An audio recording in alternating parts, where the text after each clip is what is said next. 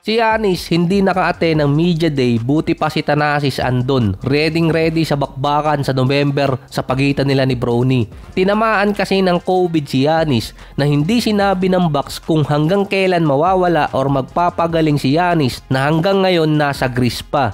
Merong extra vacation. Based naman kay Sham, hindi pa tapos ang pagpaparinig ni Giannis na gusto niyang maglaro sa isang winning team na may chance manalo ng championship. Sa mga fans, kung gustong manalo ni Giannis, kailangan niyang saluhin lahat ng load ng team dahil nawala si Brook Lopez, nawala si Middleton, nawala din si Damian Lillard na hindi ba alam kung best para sa kanila or hindi. Dahil since dumating si Damian Lillard sa kanila, hindi naman katulad ni Holiday yung impact. Sumabit pa yung nasa 5 million kada taon na dead cap para kay Dame mula nung binay out siya. Bukod pa doon, tinamaan ng drop asset ng Milwaukee Bucks na halos masaid. Yung sinabi din kasi ni Giannis, ito rin yung sinabi kasi niya noong 2023 at 2024 Media Day na hanggang ngayon, ang siste gusto pa rin niyang matrade sa isang winning team. Dahil oras na sinabi ni Giannis na open siyang matrade sa ibang team, ang sinusundan nun, magme-meeting tapos magte-trade ng isang superstar. Wala nang maite-trade ang Bucks para sa isang star player, ubos na ang ipon ng Milwaukee Bucks. Pwera na lang kung merong star player na mababuy out. Katulad lang din last year, inopen ni Giannis ang kanyang trade option papasok ng 2025, ngayon naman 2026, na noon inaabangan siya ng mga team kung kailan magre-request ng trade. Mukhang nakikita pa rin ni Giannis na mahihirapan yung Bucks sa East para makapasok ng finals. Hindi katulad ni Jokic, sinabi niyang nugget siya gustong mag-retire, si Giannis naman andun pa rin na iniisip niyang umalis ng team or lumipat. Kahit pa sinabi ng Bucks na hindi nila iti-trade ang kanilang star player noong mga June. Sabi pa nga sa mga headline, closed door na ang trade kay Giannis. Kaso hindi naman nilock ni Giannis ang pinto. Sarado lang pero walang lock. Sa statement kasi ni Giannis, kapag hindi maganda ang season ng Bucks until January to February, may possibility na magkaroon ng big time trade para sa kanya or siya na mismo ang mag-request ng trade. Sa statement kasi ni Giannis, alam mo nang hindi siya magre-request ng trade. Yung sinasabi niya kasi mga statement para ma-pressure ang Bucks na i-trade siya. Parang sinabi niya dati na ayaw niya magaya sa ibang player na sinusunog ng mga fans yung jersey kapag nag-request ng trade. Ang iniintay kasi ng mga team siya ang mag-request ng trade katulad ng ibang mga star player. Pero malamang hindi gawin ni Giannis yun, lalo na't yung nangyari kay Luka na hindi alam ni Luka na tinrade na pala siya ng Dallas papunta sa LA. Meron kasing hero and villain scenario sa NBA katulad ng kina LeBron, Steph at Kevin Durant. Si Luka matatag na hero ng media dahil nga na-trade siya ng walang kaalam-alam. Kapag si Giannis nag-request ng trade paalis ng Bucks, siya ang matatag ng media bilang villain.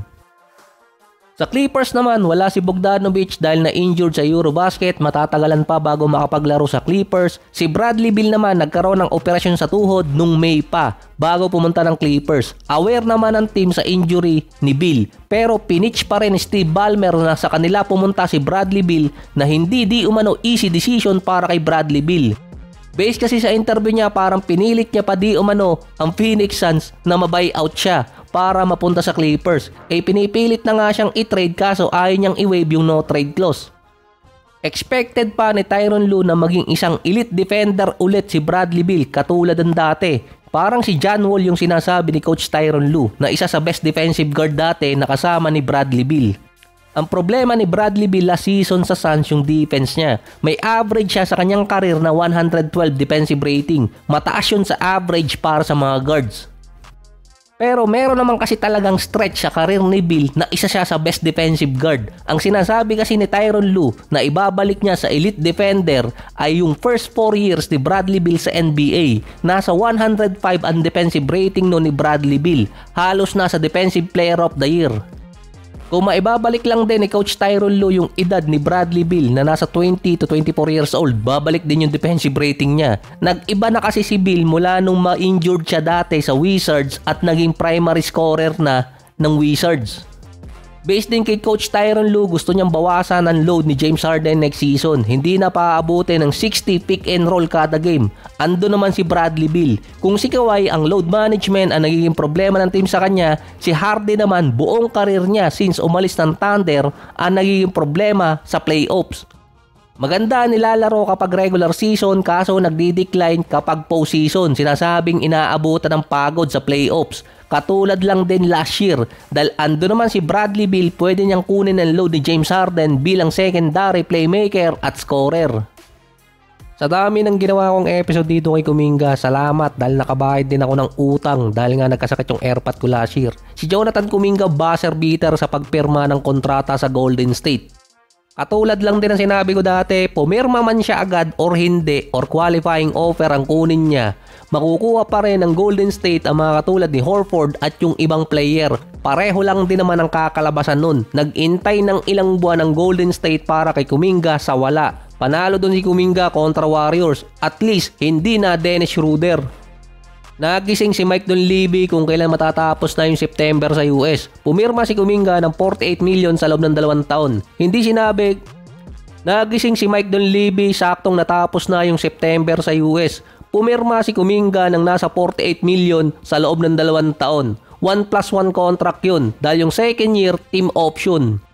Nasa Golden State pa rin ang control kung i-retain nila next year or aalisin para papirmahin ng panibagong kontrata si Kuminga. Base case siya, mas pinili ni Kuminga ang 2 taon kaysa 3 taon dahil makokontrol pa rin ni Kuminga yung karir niya papasok ng kanyang bagong kontrata. Hindi pa rin di umano tapos ang problema nilang dalawa dahil by January magiging eligible si Kuminga sa trade. Abot si Kuminga ng 3 months para maging eligible sa deadline. Ang isa pa sa mga request ni Kuminga during discussion ay matrade siya sa ibang team. Magkakaroon ng eligibility by January until February, dun pa malalaman kung matitrade siya or hindi.